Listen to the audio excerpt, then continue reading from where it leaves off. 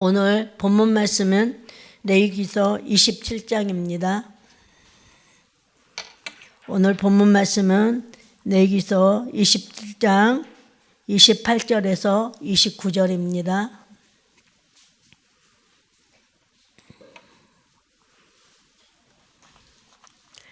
다 찾으셨으면 우리 함소리로 합독합니다. 어떤 사람이 자기 소유 중에 오직 야훼께 온전히 바친 모든 것은 사람들이든 가축이든 기업에 바치든 팔지도 못하고 무르지도 못하나니 바친 것은 다 야훼 지극히 거룩함이며 온전히 바쳐진 그 사람은 다시 무르지 못하나니 반드시 죽일지니라. 아멘.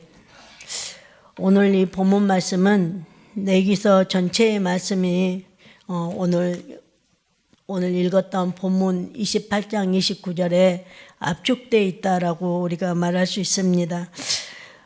여러분들이 많은 목회자들을 통해서 지금 레위기서를 쭉 공부해 왔는데 오늘은 레위기서 27장에 어떻게 보면 좀 부록과 같은 전혀 레위기서 말씀과 동떨어진 것들이 기록되어 있지 않을까라는 그런 생각을 우리가 하지만 사실 레위기 전체를 핵심적으로 다뤄주는 내용이 레위기 27장에 있다라고 봐도 괜찮다라고 생각이 듭니다.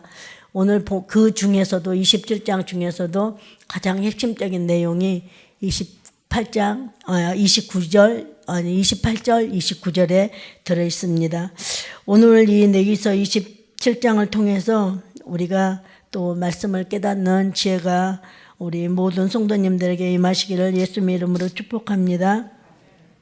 레위기서는 성막을 중심으로 하나님께서 거룩하게 구별된 그 백성들을 어떻게 살아야 될지 또 어떻게 하나님을 만나야 될지를 쭉 자세하게 그것도 아주 디테일하게 기록해 주시는 책이 바로 레위기서예요. 그래서 레위기서 1장에서 26장까지는 이스라엘 백성들이 반드시 지켜야 할 제사법과 정결법과 그리고 절기, 규례 그런 것들을 쭉 기록해 놓은 것이 1장에서부터 26장까지 기록이 돼 있어요. 그런데 오늘 마지막 27장을 조금 다른 주제로 하나님이 기록을 해 놓으셨어요. 근데 그 레위기서 27장에는 하나님의 어떤 규정으로 정해 놓아서 우리가 이행해야 가는 것들이 아니고 사실 서원, 우리가 우리 마음에 자진해서 드리는 것들이 그런 내용들을 규례로 쭉 적어 놓으신 내용이 바로 27장의 말씀이에요.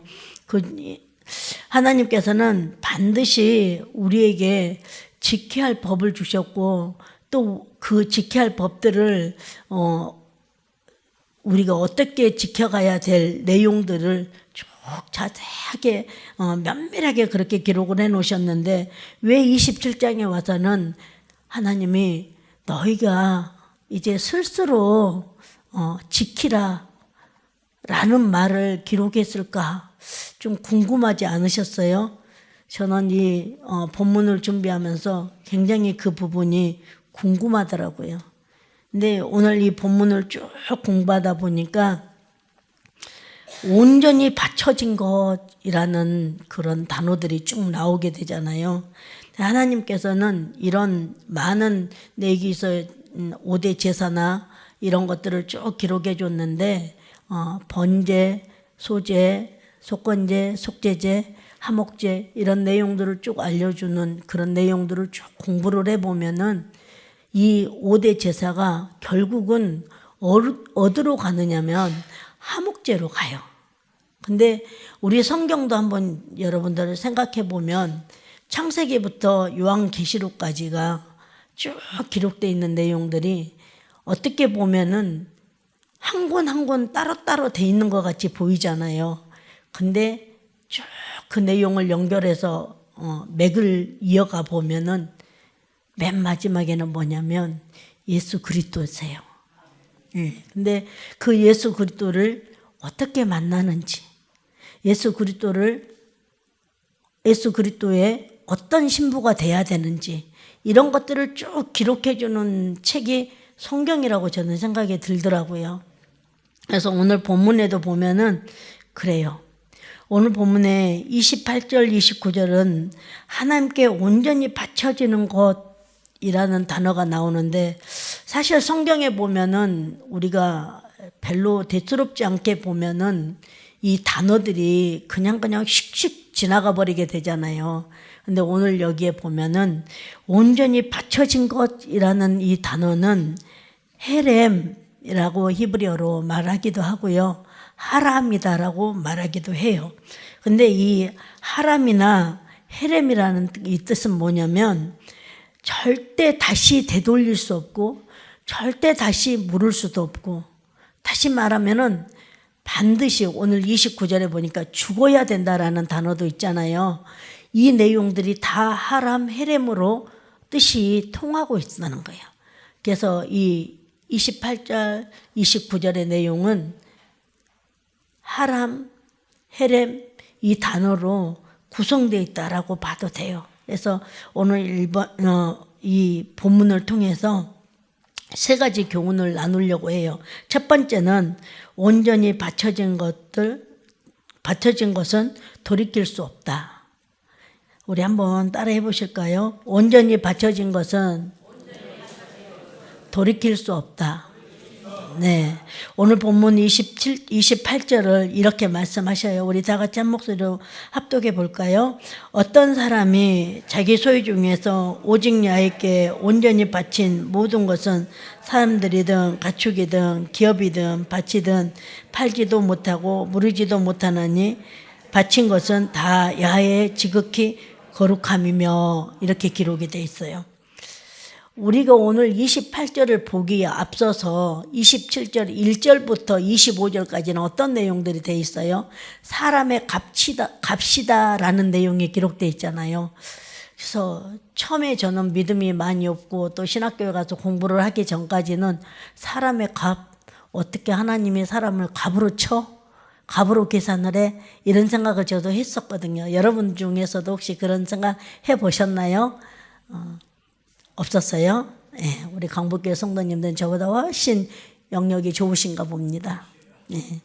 어쨌든 이 사람의 값이라는 것을 얘기를 하셨는데, 사람의 값은 하나님이 그때 당시 때 노동력을 통해서 사람의 값을 정했어요.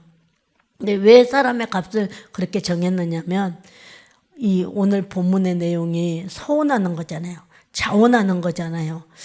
모든 사람이 서운하겠다, 자원하겠다 이렇게 나오면은 성전에 일꾼들이 많으면 좋기는 하지만 그때 당시 때는 네이 지파만이 성전을 이렇게 봉사를 할 수 있는, 성전에서 일을 할 수 있는 그런 일들이 있었단 말이에요. 그래서 그 레위 지파 아닌 나머지 사람들은 하나님의 사람의 값으로 치는 것은 뭐 제물로 드리는 그런 것이 아니라 그 사람의 노동력, 그러니까 젊은 청년이고 노동의 능력이 더 많은 사람들은 값을 많이 매기는 거, 또 연세가 많아서 노동이 적거나 아주 어려서 노동을 할 수 없는 그런 사람들은 값을 적게 매긴 거예요. 그래서 그 값대로 너희들이 나에게 헌물을 드리거나 또 교회에 와서 봉사를 하면 그걸 내가 받아주겠다라는 내용들이에요.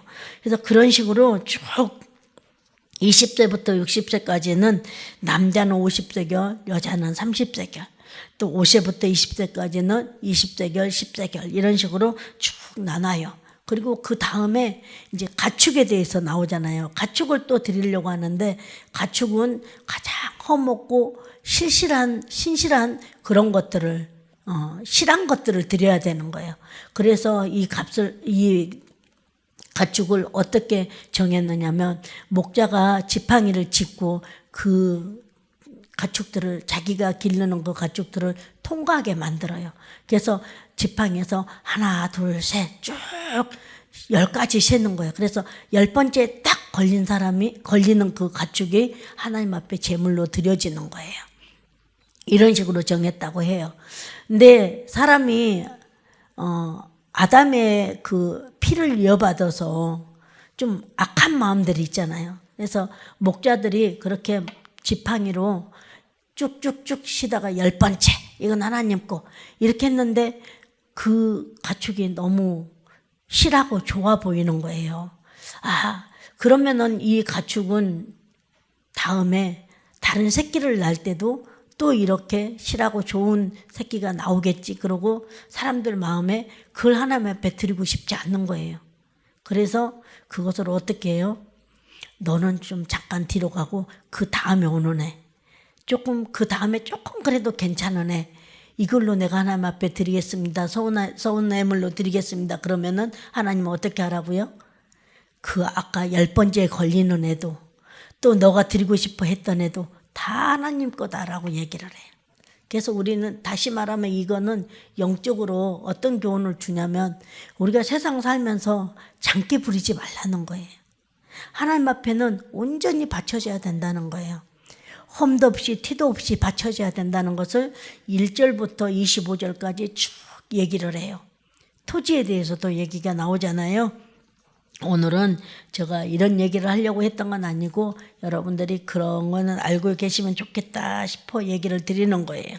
그래서 어쨌든 이 하람은 완전히 하나님 앞에 드려지는 헌물이고 봉헌된 거고 헌신적으로 하나님 앞에 되는 것이 하람 또 헤렘 이렇게 표현을 한다라는 거예요. 그래서 우리 삶도 마찬가지예요. 예수 그리스도의 십자가로 말미암아 우리는 영원히 죽을 수밖에 없는 죄인들. 하나님은 전능하시고 이 세상 만물을 다 창조하신 그 하나님이신데 그 하나님이 뭐가 부족해서 뭐가 없어서 저희들보다 재물을 드리라고 하겠어요. 그런데 그 하나님이 저희에게 어떤 것도 지금 말씀드린 것처럼 사람이든 토지든 너희가 집에서 기른 가축이든 어떤 것이라도 너희가 자원해서 기쁨으로 감사함으로 나에게 드리면 내가 그것을 받아줄게 이렇게 말씀하시는 거예요. 하나님은 사실 우리에게 그보다도 더 많은 것으로 우리에게 풍성하게 부어주셨잖아요. 근데 우리는 하나님 앞에 드릴 거에 대해서 인색하고 하나님 앞에 드릴 거에 대해서 계산을 하고 조금 예를 들어서 성교연금을 심었다. 뭐 성경건축원금을 심었다. 그러면은 그것이 그냥 이 기쁜 소식을 어디에 가서 전할까? 그러고 막 동네방네 얘기하신 분도 있잖아요. 그렇게 하지 말라는 거예요. 그래서 하나님은 정말 레위기서에 이런 말도 하나님이 썼단 말이야? 랄 정도의 디테일하게 그렇게 쓰셨던 그 하나님의 심정이 제가 생각을 해보니까 우리의 죄악성 때문에 하나님은 그렇게 기록하지 않으면 안 됐었을 것 같아요. 그래서 하나님이 그렇게 써놓지 않았을까라는 생각을 하게 됐습니다. 어쨌든 우리는 그렇게 죽을 수밖에 없는 그런 죄임에도 불구하고 하나님의 우리를 받아주시고 온전히 하나님 앞에 바침받을 수 있는 그런 기회를 주셨다라는 게 얼마나 감사한지 몰라요. 고린도전서 6장 19절에서 20절에는 이렇게 말씀하십니다. 19절 자막 나오면 같이 읽겠습니다. 너희 몸은 너희가 하나님께로부터 받은 바 너희 가운데 계신 성령의 전인 줄을 알지 못하느냐. 너희는 너희 자신의 것이 아니니라. 값으로 산 것이 되었으니 그런즉 너희 몸으로 하나님께 영광을 돌리라. 네, 하나님은 이미 우리를 하나님의 피값으로 사셨대요. 그리고 우리 몸속에 와서 성전으로 계신대요. 그렇기 때문에 우리는 우리 삶이 하나님께 영광을 돌리는 삶이 되어야 된다라고 하나님은 말씀하고 계시는 거예요. 우리는 이미 예수님의 피값으로 산 존재예요. 그래서 우리 인생은 다시 되돌릴 수도 없고 물릴 수도 없고 그렇기 때문에 우리는 이미 하나님의 거룩한 소유가 되었다라는 사실을 잊지 마시고 신앙생활할 때 잠시 다녀보고 아니면 취소하지 뭐 이런 신앙생활은 안 된다라는 거예요. 그래서 교회에서 봉사하고 헌신하고 예배드리는 이 모든 것들이 나의 선택이 아니라 하나님의 소유인으로서 살아간다는 그런 마음의 자세다라는 것을 오늘 본문에서는 얘기해 주고 있습니다. 두 번째, 온전히 바쳐진 사람은 반드시 죽일지니, 이렇게 얘기를 해요. 본문 29절 충격적인 말씀을 전하죠. 한번 볼까요? 온전히 바쳐진 그 사람은 다시 무르지 못하나니 반드시 죽일지니라, 이렇게 말씀하고 계십니다. 죽인다. 왜 죽인다라고 하나님은 표현을 하셨을까요? 이 말씀은 가나안 전쟁과 같은 역사적인 배경과 좀 연결이 되기는 하는데요. 하나님은 가나안 땅에 이스라엘 백성들을 인도할 때, 제가 18장, 레위기 18장 그 가증한 것들에 대해서 얘기를 할 때 가나안의 풍속에 대해서 좀 얘기를 해드렸잖아요, 그때. 그래서 하나님은 그 가증한 일들이 많은 가나안 땅에 들어갔을 때 그 가나안 땅을 모두 전멸하게 만드셨어요. 그리고 그 성읍을 거룩하게 만드셨다라고 얘기해요.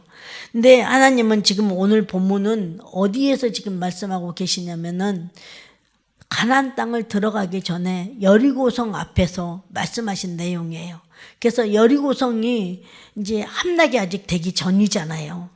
함락이 되기 전에 이 여리고성 앞에서 하나님이 이스라엘 백성들에게 얘기를 해주면서, 저 여리고성은 이미 믿음으로 봤을 때 하나님의 계획 속에는 이미 함락이 돼 있었어요. 그리고 그 여리고성은 하나님이 이미 하나님의 거룩한 성읍으로 계획해 놓으셨다라는 거예요. 그래서 그런 것처럼 우리의 존재도 반드시 죽을 수밖에 없는데 우리를 하나님의 자녀로 불러주셔서 우리를 그렇게 여리고 성읍과 같이 우리를 거룩하게 하나님 만들어 놓으셨다라는 거예요. 그래서 그 거룩하게 만듦을 받은 우리는, 우리 신앙이 어떻게 살아가야 되냐면, 우리의 존재는 반드시 죽을 수밖에 없는 존재인데, 그런 죽을 수밖에 없는 존재를 반드시 죽어야 될 존재가 아닌 살아야 할 존재로 하나님이 만들어 놓으셨다라는 거예요. 하나님께서 우리를 그 십자가의 피로써, 십자가의 죽으심으로 우리를 다시 살리셨다라고 얘기를 해요. 오늘 그네 본문에는 반드시 죽일지니라고 했는데 살리셨다라고 얘기를 하잖아요. 이것을 신앙의 이제 역설이라고 얘기를 하는데요. 우리가 죽을 수밖에 없는 우리가 십자가의 그 은혜로 말미암아 거룩한 하나님의 신부가 되어서 하나님이 예비하고 준비한 새 도성, 새 예루살렘에 가서는 우리가 사는 역사가 있다라는 것을 하나님이 얘기하시는 거예요. 그래서 여호수아의 6장에 이런 얘기가 나와요.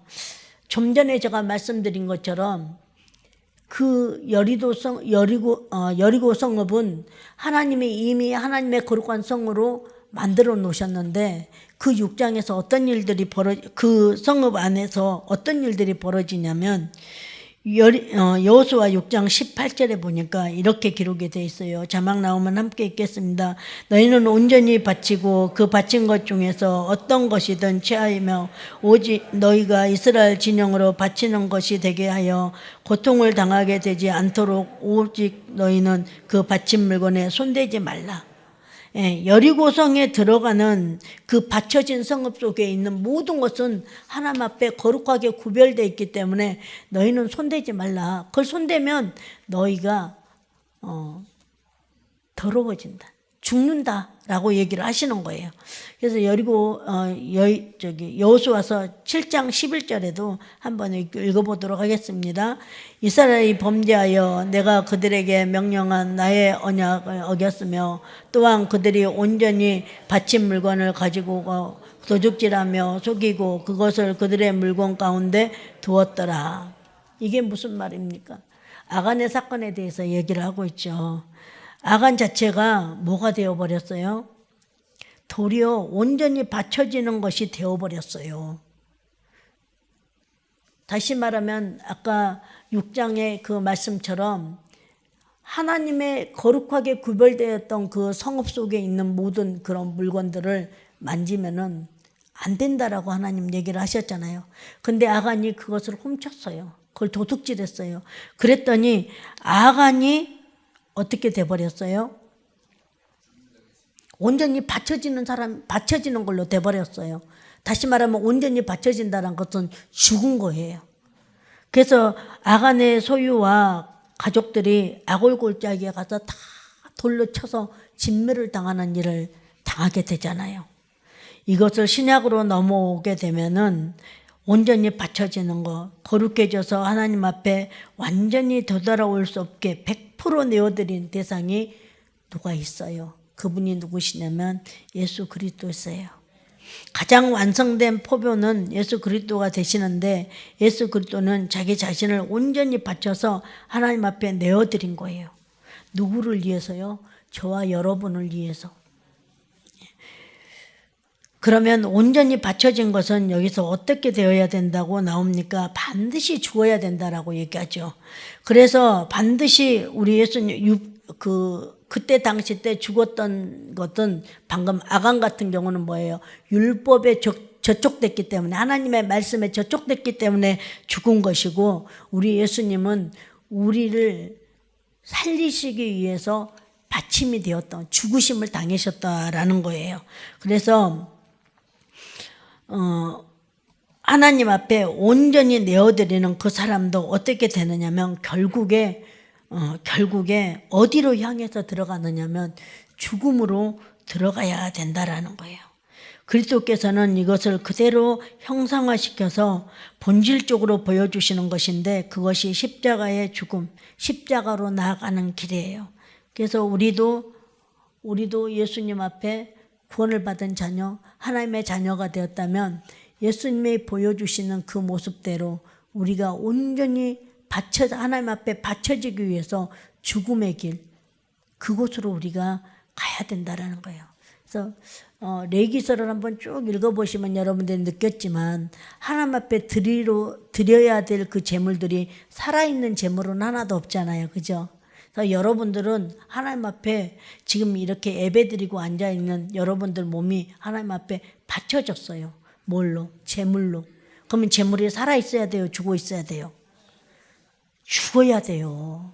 근데 우리가 교회에서 시끄러운 소리가 나오고 해서는 안 될 말들, 해서는 안 될 가정한 일들을 행한 것들이 뭐냐면 제물이 온전히 죽지 못했기 때문에 그래요. 그래서 오늘 이 레위기서에는 우리가 그 제물, 온전히 바쳐진 그 제물을 통해서 우리가 반드시 죽어야 된다라는 것을 얘기를 해요. 사도 바울은 갈라디아서 2장 20절에 이렇게 고백합니다. 다시 읽겠습니다. 내가 그리스도와 함께 십자가에 못 박혔나니 그런즉 이제는 내가 사는 것이 아니요 오직 내 안에 그리스도께서 사신 것이라. 네, 성도 여러분, 우리가 예수님을 믿는 순간 옛사람은 이미 십자가에서 죽었어요. 우리는 세상으로 되돌아갈 수 없는 존재가 되었어요.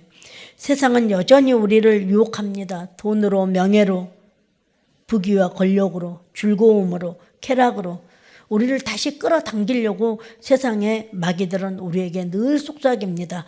그러나 우리는 이미 그리스도와 함께 십자가에 못 박힌 사람들입니다. 그 사실을 꼭 기억하고 신앙생활 하시기를 예수님의 이름으로 축복합니다. 세 번째입니다. 온전히 드려진 헌신은 거룩한 제사가 된다.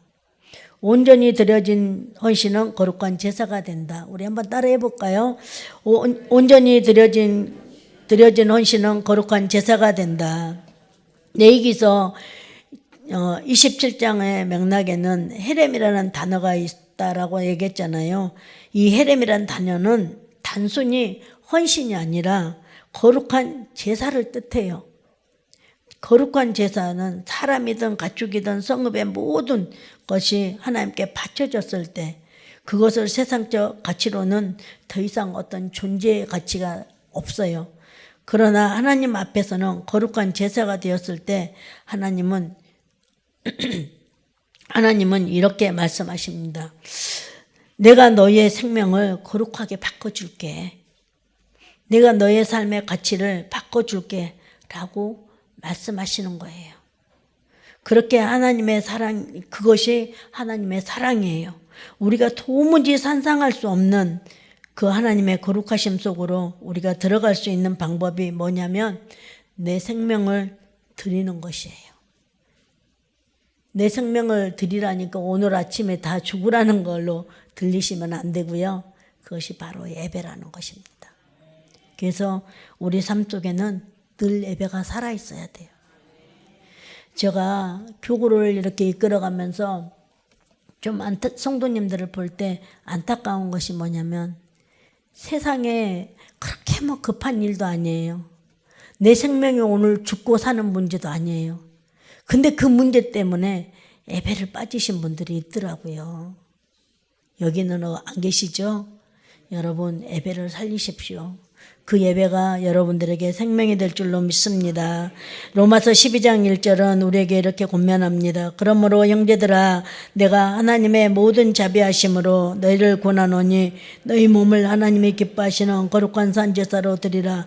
이는 너희가 드릴 영적 예배니라. 네. 성도 여러분, 신앙은 단순히 조금 드리고 조금 헌신한 것이 아닙니다. 우리의 몸과 삶 전체를 거룩한 제물로 드리는 것입니다.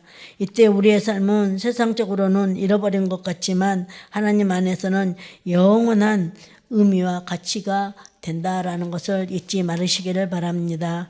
로마서 14장 7절 8절에 우리가 한번 읽어보도록 하겠습니다. 이 말씀이 우리의 삶의 방식이기 때문입니다. 한번 읽도록 하겠습니다. 우리 중에 누구든지 자기를 위하여 사는 자가 없고 자기를 위하여 죽은 자도 없도다. 우리가 살아도 주를 위하여 살고 죽어도 주를 위하여 죽나니 그러므로 사나 죽으나 우리는 누구의 것이요? 누구의 것이요? 예, 주의 것입니다. 아멘입니다. 네. 오늘 얘기서 핵심이에요. 결국 우리의 인생은 어디로 가게 되느냐면 하나님이 기뻐하시는 산 제물이 되기 위해서 가는 것입니다.